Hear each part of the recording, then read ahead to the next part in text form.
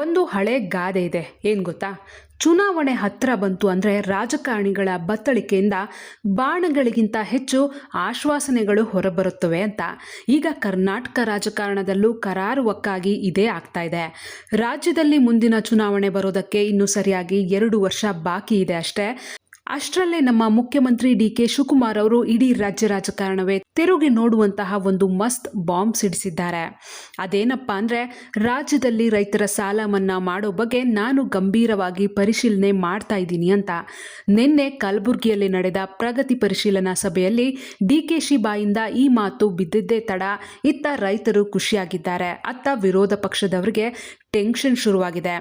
ಇನ್ನು ಹಣಕಾಸು ಇಲಾಖೆಯ ಅಧಿಕಾರಿಗಳಿಗಂತೂ ತಲೆನೋವು ಶುರುವಾಗಿದೆ. ಆದ್ರೆ ಇವತ್ತಿನ ಈ ವಿಡಿಯೋದಲ್ಲಿ ನಾವು ಯಾರಿಗೂ ಕಾಣಿಸದ, ರಾಜಕೀಯ ವಿಶ್ಲೇಷಕರು ಚರ್ಚೆ ಮಾಡದ ಒಂದು ಇಂಟ್ರೆಸ್ಟಿಂಗ್ ಇನ್ಸೈಡ್ ಸ್ಟೋರಿಯನ್ನ ಹೇಳ್ತೀನಿ. ಡಿ.ಕೆ. ಶಿವಕುಮಾರ್ ಅವರು ದಿಢೀರ್ ಅಂತ ಈ ಸಾಲ ಮನ್ನಾ ಕಾರ್ಡ್ ಪ್ಲೇ ಮಾಡಿದ್ದರ ಹಿಂದೆ ಇರೋ ಅಸಲಿ ಗೇಮ್ ಪ್ಲಾನ್ ಏನು? ಈಗಿರೋ ಪರಿಸ್ಥಿತಿಯಲ್ಲಿ ಸಾಲ ಮನ್ನಾ ಮಾಡೋದು ನಿಜಕ್ಕೂ ಸಾಧ್ಯನಾ, ಅಥವಾ ಇದೆಲ್ಲ ಕೇವಲ ವೋಟ್ ಬ್ಯಾಂಕ್ ರಾಜಕಾರಣದ ಗಿಮಿಕ್ಕ?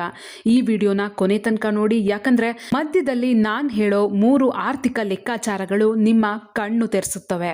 ನಾವೆಲ್ಲ ಅನ್ಕೊಳ್ತೀವಿ ಸಿಎಂ ಮನ್ಸ್ ಮಾಡಿದ್ರೆ ನಾಳೆನೆ ಆರ್ಡರ್ ಪಾಸ್ ಮಾಡಿ ಸಾಲ ಮನ್ನಾ ಮಾಡಬಹುದು ಅಂತ, ಹೌದಲ್ವಾ? ಆದ್ರೆ ಇಲ್ಲೇ ಇರೋದು ಅಸಲಿ ಟ್ವಿಸ್ಟ್.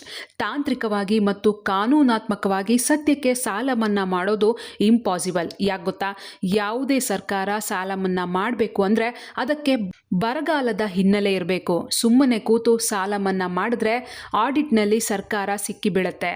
ಹಾಗಾದ್ರೆ ಈಗ ಸಾಲ ಮನ್ನಾ ಮಾಡೋಕೆ ಬರಗಾಲ ಘೋಷಣೆ ಆಗ್ಬೇಕಲ್ವಾ? ಅದಕ್ಕೆ ನಮ್ಮ ದೇಶದಲ್ಲಿ ಎಷ್ಟು ಕಠಿಣವಾದ ರೂಲ್ಸ್ ಇದೆ ಗೊತ್ತಾ? ಮೊದಲನೇ ರೂಲ್, ಮುಂಗಾರು ಅವಧಿಯಲ್ಲಿ ಕನಿಷ್ಠ 2 ತಿಂಗಳು ಸತತವಾಗಿ ಮಳೆ ಕೊರತೆಯಾಗಿ ಬರಗಾಲದ ವಾತಾವರಣ ಇರಲೇಬೇಕು. 2ನೇ ರೂಲ್, ಇಡೀ ರಾಜ್ಯದಲ್ಲಿ ಕನಿಷ್ಠ 75% ಬಿತ್ತನೆ ಕಾರ್ಯವೇ ನಡೆದಿರಬಾರ್ದು, ಅಂದ್ರೆ ಭೂಮಿ ಒಣಗಿ ನಿಂತಿರಬೇಕು. 3ನೇ ರೂಲ್, ಇವೆಲ್ಲವನ್ನು ಕೇವಲ ಕಣ್ಣಾರೆ ನೋಡಿ ಒಪ್ಪಲ್ಲ, ಇಸ್ರೋ ಉಪಗ್ರಹಗಳ ಮೂಲಕ ಮತ್ತು ತಳಮಟ್ಟದಲ್ಲಿ ಜಂಟಿ ಸಮೀಕ್ಷೆ ನಡೆಸಿ ತಾಂತ್ರಿಕ ವರದಿ ರೆಡಿ ಆಗಬೇಕು. ಇಷ್ಟೆಲ್ಲ ಮುಗ್ದು ಬರಗಾಲ ಅಂತ ಅಫಿಷಿಯಲ್ ಆಗಿ ಅನೌನ್ಸ್ ಆದ್ಮೇಲೆ ರಾಜ್ಯ ಸರ್ಕಾರ ದಿಲ್ಲಿಗೆ ಹೋಗಿ ಕೇಂದ್ರ ಸರ್ಕಾರದ ಮುಂದೆ ನೆರವಿನ ಹಸ್ತ ಚಾಚಬೇಕು. ಈಗ ಸಿಗ್ತಾ ಇರೋ ಇನ್ಸೈಡ್ ಮಾಹಿತಿ ಪ್ರಕಾರ ಕರ್ನಾಟಕ ಸರ್ಕಾರ ಸುಮಾರು 10,000 ಕೋಟಿ ರೂಪಾಯಿಗಳ ಬರ ಪರಿಹಾರ ಕೇಳೋಕೆ ರೆಡಿ ಮಾಡ್ಕೊಳ್ತಾ ಇದೆ. ಕೇಂದ್ರ ಸರ್ಕಾರ ಅಲ್ಲಿಂದ ಗ್ರೀನ್ ಸಿಗ್ನಲ್ ಕೊಟ್ಟು ಹಣ ಬಿಡುಗಡೆ ಮಾಡಿದ ಮೇಲಷ್ಟೇ ಇಲ್ಲಿ ಸಾಲ ಮನ್ನಾದ ಮಾತು ಬರುತ್ತೆ. ಸೊ ಡಿ.ಕೆ.ಶಿ ಅವರು ಕಲಬುರಗಿಯಲ್ಲಿ ಭರವಸೆ ಕೊಟ್ಟ ತಕ್ಷಣ ನಾಳೆಯೇ ನಿಮ್ಮ ಸಾಲ ಮನ್ನಾ ಆಗಲ್ಲ ಅನ್ನೋದು 100ಕ್ಕೆ 100 ಸತ್ಯ. ಹಾಗಾದ್ರೆ ತಕ್ಷಣಕ್ಕೆ ಸಾಲ ಮನ್ನಾ ಸಾಧ್ಯವಿಲ್ಲ ಅಂತ ಡಿ.ಕೆ.ಶಿಗೆ ಗೊತ್ತಿಲ್ವಾ? ಖಂಡಿತ ಗೊತ್ತಿದೆ. ಅವರೊಬ್ಬ ಚಾಣಕ್ಯ ರಾಜಕಾರಣಿ. ಹಾಗಾದ್ರೆ ಈಗಲೇ ಯಾಕೆ ಈ ಮಾತು ಆಡಿದ್ರು? ಇಲ್ಲಿದೆ ನೋಡಿ ಕ್ರೊನಾಲಜಿ. ರಾಜ್ಯದಲ್ಲಿ ಮುಂದಿನ ವಿಧಾನಸಭಾ ಚುನಾವಣೆ ಬರೋದು 2028ರ ಮೇ ತಿಂಗಳಲ್ಲಿ. ಈಗ ಲೆಕ್ಕ ಹಾಕಿ 2028ರ ಫೆಬ್ರವರಿ ಅಥವಾ ಮಾರ್ಚ್ ಅಲ್ಲಿ ಮಂಡನೆಯಾಗುವ ಬಜೆಟ್ ಕೇವಲ ಚುನಾವಣಾ ಬಜೆಟ್ ಆಗಿರುತ್ತೆ. ಅದರಲ್ಲಿ ನೀವು ಏನೇ ದೊಡ್ಡ ಘೋಷಣೆ ಮಾಡಿದ್ರೂ ಅದನ್ನ ಜಾರಿಗೆ ತರೋದಕ್ಕೆ ಸರ್ಕಾರಕ್ಕೆ ಸಮಯವೇ ಇರೋದಿಲ್ಲ. ಅಷ್ಟರಲ್ಲೇ ಎಲೆಕ್ಷನ್ ಕೋಡ್ ಆಫ್ ಕಂಡಕ್ಟ್ ಜಾರಿ ಆಗ್ಬಿಡತ್ತೆ. ಹಾಗಾಗಿ ಕಾಂಗ್ರೆಸ್ ಸರ್ಕಾರಕ್ಕೆ ತನ್ನ ಯೋಜನೆಗಳನ್ನ ಅಧಿಕೃತವಾಗಿ ಘೋಷಣೆ ಮಾಡಿ ಜನರ ಕೈಗೆ ತಲುಪಿಸಿ, ನೋಡಿ ನಾವು ಕೊಟ್ಟ ಮಾತು ಉಳಿಸ್ಕೊಂಡಿದ್ದೀವಿ, ನಮ್ಗೆ ವೋಟ್ ಹಾಕಿ ಅಂತ ಗೇಮ್ ಚೇಂಜರ್ ಆಟ ಆಡೋಕೆ ಸಿಗುವ ಏಕೈಕ ಮತ್ತು ಕೊನೆಯ ಪೂರ್ಣ ಪ್ರಮಾಣದ ಬಜೆಟ್ ಅಂದ್ರೆ ಅದು 2027ರ ಬಜೆಟ್. ಡಿ.ಕೆ.ಶಿ ಅವರ ಟಾರ್ಗೆಟ್ ಇರೋದೇ ಈ 2027ರ ಬಜೆಟ್ ಮೇಲೆ. ಈಗಿನಿಂದಲೇ ಸಾಲ ಮನ್ನಾದ ಹೈಪ್ ಕ್ರಿಯೇಟ್ ಮಾಡಿದ್ರೆ 2027ರ ಹೊತ್ತಿಗೆ ಅದು ದೊಡ್ಡ ಮಟ್ಟದ ನಿರೀಕ್ಷೆ ಸೃಷ್ಟಿಸುತ್ತೆ. ಆದರೆ ಇಲ್ಲೊಂದು ದೊಡ್ಡ ರಿಸ್ಕ್ ಕೂಡ ಇದೆ. ಒಂದ್ ವೇಳೆ ಈ ಬಾರಿ ಬರಗಾಲ ತೀವ್ರವಾಗಿ ಆಹಾರ ಉತ್ಪಾದನೆ ಸಂಪೂರ್ಣ ಕುಸಿದ್ರೆ ರಾಜ್ಯದ ಆರ್ಥಿಕ ಪರಿಸ್ಥಿತಿ ತೀರಾ ಹದಗೆಡುತ್ತೆ. ಈಗಾಗಲೇ ಸರ್ಕಾರ 5 ಗ್ಯಾರಂಟಿ ಯೋಜನೆಗಳಿಗೆ ಪ್ರತಿ ವರ್ಷ ಬರೋಬ್ಬರಿ 50ರಿಂದ 55 ಸಾವಿರ ಕೋಟಿ ರೂಪಾಯಿಗಳನ್ನ ಸುರಿಯುತ್ತಿದೆ. ಇದರ ನಡುವೆ ಸಾಲ ಮನ್ನಾದ ಬೃಹತ್ ಹೊರೆಯನ್ನ ಹೊರೋದು ಅಂದ್ರೆ ಸಾಮಾನ್ಯ ಮಾತಲ್ಲ, ಅದು ಕತ್ತಿಯ ಮೇಲಿನ ನಡಿಗೆ. ಕರ್ನಾಟಕ ರಾಜಕಾರಣದಲ್ಲಿ ಈ ಸಾಲ ಮನ್ನಾ ಅನ್ನೋದು ಹೊಸದೇನೂ ಅಲ್ಲ. ಕಳೆದ 1.5 ದಶಕದ ಇತಿಹಾಸ ನೋಡಿದ್ರೆ 3 ಪ್ರಮುಖ ಪಕ್ಷಗಳು ಇದೇ ಅಸ್ತ್ರ ಬಳಸಿ ಅಧಿಕಾರ ಹಿಡಿದಿವೆ ಅಥವಾ ಉಳಿಸ್ಕೊಂಡಿವೆ. ನಾವೊಮ್ಮೆ ಫ್ಲ್ಯಾಶ್ ಬ್ಯಾಕ್ಗೆ ಹೋಗಿ ಆ ಇಂಟ್ರೆಸ್ಟಿಂಗ್ ಅಂಕಿ ಅಂಶಗಳನ್ನು ನೋಡೋಣ. ಆಗ ನಿಮ್ಗೊಂದು ಕ್ಲಾರಿಟಿ ಸಿಗುತ್ತೆ. ಜಗದೀಶ್ ಶೆಟ್ಟರ್ ಅವರು ಅವರ ಅವಧಿ 2012ರಿಂದ 13 3,500 ಕೋಟಿ.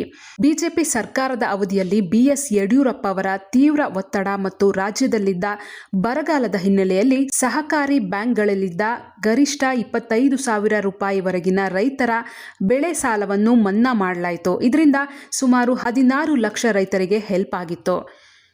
ಇನ್ನು ಸಿದ್ದರಾಮಯ್ಯನವರು ಮೊದಲ ಅವಧಿ 2017 ಇಸವಿ 8,165 ಕೋಟಿ. 2018 ಎಲೆಕ್ಷನ್ಗೆ ಸರಿಯಾಗಿ 1 ವರ್ಷ ಮುಂಚೆ ಸಿದ್ದರಾಮಯ್ಯನವರು ಸಹಕಾರಿ ಬ್ಯಾಂಕ್ಗಳಲ್ಲಿ ತಲಾ 50,000 ರೂಪಾಯಿವರೆಗಿನ ಬೆಳೆ ಸಾಲ ಮನ್ನಾ ಮಾಡಿದ್ರು. ಇದು ಸುಮಾರು 22 ಲಕ್ಷಕ್ಕೂ ಹೆಚ್ಚು ರೈತರ ಖಾತೆಗಳಿಗೆ ತಲುಪಿ ಕಾಂಗ್ರೆಸ್ಗೆ ದೊಡ್ಡ ಮೈಲೇಜ್ ಕೊಟ್ಟಿತ್ತು. ಇನ್ನು HD ಕುಮಾರಸ್ವಾಮಿ ಅವರು ಅವರ ಅವಧಿ 2018 34,000 ಕೋಟಿ. ಇದು ಕರ್ನಾಟಕ ಹಿಸ್ಟ್ರಿಯಲ್ಲೇ ಅತಿ ದೊಡ್ಡ ಸಾಲ ಮನ್ನಾ. ಮೈತ್ರಿ ಸರ್ಕಾರದ ಅವಧಿಯಲ್ಲಿ ಸಹಕಾರಿ ಮತ್ತು ರಾಷ್ಟ್ರೀಕೃತ ಬ್ಯಾಂಕ್ ಎರಡರಲ್ಲೂ ಗರಿಷ್ಠ 2 ಲಕ್ಷದವರೆಗಿನ ಸುಸ್ತಿ ಸಾಲವನ್ನ ಮನ್ನಾ ಮಾಡಲಾಯಿತು. ಆದರೆ ಇದನ್ನ ಬ್ಯಾಲೆನ್ಸ್ ಮಾಡಲು ಕುಮಾರಸ್ವಾಮಿ ಅವರು ಪೆಟ್ರೋಲ್, ಡೀಸೆಲ್ ಮತ್ತು ಮದ್ಯದ ಮೇಲಿನ ತೆರಿಗೆಯನ್ನ ಭೀಕರವಾಗಿ ಹೆಚ್ಚಿಸಬೇಕಾಗಿ ಬಂತು. ಸೊ ಇತಿಹಾಸ ನೋಡಿದ್ರಲ್ಲ, ಈಗ ವಿಷಯಕ್ಕೆ ಬರೋಣ. DK ಶಿವಕುಮಾರ್ ಅವರು ಕುಮಾರಸ್ವಾಮಿ ಅವರ ತರಹ 35,000 ಕೋಟಿಯ ಬೃಹತ್ ಸಾಲ ಮನ್ನಾ ಮಾಡ್ತಾರಾ ಅಥವಾ ಸಿದ್ದರಾಮಯ್ಯನವರ ತರಹ ಲಿಮಿಟೆಡ್ ಸಾಲ ಮನ್ನಾ ಮಾಡ್ತಾರಾ? ರಾಜಕೀಯ ಮತ್ತು ಆರ್ಥಿಕ ವಿಶ್ಲೇಷಣೆಯ ಪ್ರಕಾರ ಕುಮಾರಸ್ವಾಮಿ ಅವರ ಮಾಡೆಲ್ ಅನ್ನ ರೀಪ್ರೊಡ್ಯೂಸ್ ಮಾಡೋಕೆ ಈ ಸರ್ಕಾರಕ್ಕೆ ಖಂಡಿತ ಸಾಧ್ಯವೇ ಇಲ್ಲ. ಯಾಕಂದ್ರೆ ರಾಷ್ಟ್ರೀಕೃತ ಬ್ಯಾಂಕ್ಗಳ ಸಾಲ ಹ್ಯಾಂಡಲ್ ಮಾಡೋಕೆ ಹೋದ್ರೆ ಗ್ಯಾರಂಟಿ ಯೋಜನೆಗಳು ಬಂದ್ ಮಾಡಬೇಕಾಗತ್ತೆ. ಬೊಕ್ಕಸದಲ್ಲಿ ಆ ಮಟ್ಟದ ದುಡ್ಡಿಲ್ಲ. ಹಾಗಾದ್ರೆ ಸಾಧ್ಯವಾಗುವಂತಹದ್ದು ಯಾವುದು? ಸಿದ್ದರಾಮಯ್ಯ ಮಾಡೆಲ್. ಅಂದ್ರೆ ಕೇವಲ ರಾಜ್ಯ ಸರ್ಕಾರದ ಕಂಟ್ರೋಲ್ನಲ್ಲಿರುವ ಸಹಕಾರಿ ಬ್ಯಾಂಕ್ಗಳಿಗೆ ಮಾತ್ರ ಸೀಮಿತಗೊಳಿಸಿ ತಲಾ 50,000 ಅಥವಾ ಗರಿಷ್ಠ 1 ಲಕ್ಷ ರೂಪಾಯಿವರೆಗಿನ ನಿಯಮಿತ ಸಾಲ ಮನ್ನಾ ಘೋಷಣೆ ಮಾಡೋದು. ಇದಕ್ಕೆ ಸರಿಸುಮಾರು 10,000ದಿಂದ 12,000 ಕೋಟಿ ರೂಪಾಯಿ ಖರ್ಚಾಗಬಹುದು. ಇದನ್ನ 2027ರ ಬಜೆಟ್ನಲ್ಲಿ ಅನೌನ್ಸ್ ಮಾಡಿ ಹಣವನ್ನ ಒಂದೇ ಬಾರಿಗೆ ಕೊಡದೆ 3 ಹಂತಗಳಲ್ಲಿ ರಿಲೀಸ್ ಮಾಡೋ ಪ್ಲಾನ್ DKಶಿ ತಲೆಯಲ್ಲಿ ಓಡ್ತಾ ಇದೆ. ಇದು ಪ್ರಾಕ್ಟಿಕಲಿ ಪಾಸಿಬಲ್. ಸೊ ರಾಜಕಾರಣದಲ್ಲಿ ಯಾರೂ ಕೂಡ ಸುಮ್ಮನೆ ದಾಳ ಉರುಳಿಸೋದಿಲ್ಲ. DK ಶಿವಕುಮಾರ್ ಕಲಬುರ್ಗಿಯಲ್ಲಿ ಬಿತ್ತಿರುವ ಈ ಸಾಲ ಮನ್ನಾದ ಆಲೋಚನೆ ಕೇವಲ ಒಂದು ರಾಜಕೀಯ ಭರವಸೆಯಾಗಿ ಗಾಳಿಯಲ್ಲಿ ತೇಲ್ ಹೋಗುತ್ತಾ ಅಥವಾ 2027ರ ಬಜೆಟ್ನಲ್ಲಿ ಬಿರುಗಾಳಿ ಸೃಷ್ಟಿಸುತ್ತಾ ಅನ್ನೋದನ್ನ ನಾವೆಲ್ಲ ಕಾದ್ ನೋಡಬೇಕಿದೆ. ಆದರೆ ಒಂದು ಮಾತು ಮಾತ್ರ ಗ್ಯಾರಂಟಿ, ಈ ಅಸ್ತ್ರ ವರ್ಕೌಟ್ ಆದರೆ 2028ರ ಚುನಾವಣೆಯಲ್ಲಿ ಕಾಂಗ್ರೆಸ್ ಕೈ ಹಿಡಿಯೋದ್ರಲ್ಲಿ ಯಾವುದೇ ಡೌಟ್ ಇಲ್ಲ. ಈಗ ನಿಮ್ ಸರ್ದಿ. ನಿಮ್ ಪ್ರಕಾರ ರಾಜ್ಯದಲ್ಲಿ ಈಗ ರೈತರ ಸಾಲ ಮನ್ನಾ ಆಗ್ಲೇಬೇಕಾ? ಗ್ಯಾರಂಟಿ ಯೋಜನೆಗಳ ಮಧ್ಯೆ ಸರ್ಕಾರಕ್ಕೆ ಇದು ಸಾಧ್ಯನಾ? ನಿಮ್ಮ ಪ್ರಾಮಾಣಿಕ ಅನಿಸಿಕೆಯನ್ನ ಕೆಳಗಡೆ ಕಮೆಂಟ್ ಬಾಕ್ಸ್ನಲ್ಲಿ ತಪ್ಪದೇ ತಿಳಿಸಿ. ಈ ವಿಶ್ಲೇಷಣೆ ಇಷ್ಟ ಆಗಿದ್ರೆ ಲೈಕ್ ಮಾಡಿ, ನಿಮ್ಮ ಸ್ನೇಹಿತರಿಗೂ ಶೇರ್ ಮಾಡಿ. ನಿರಂತರ ಮತ್ತು ನಿಷ್ಪಕ್ಷಪಾತವಾದ ಸುದ್ದಿಗಳಿಗಾಗಿ ನೋಡ್ತಾ ಇರಿ ವಾರ್ತೆ. ಧನ್ಯವಾದಗಳು.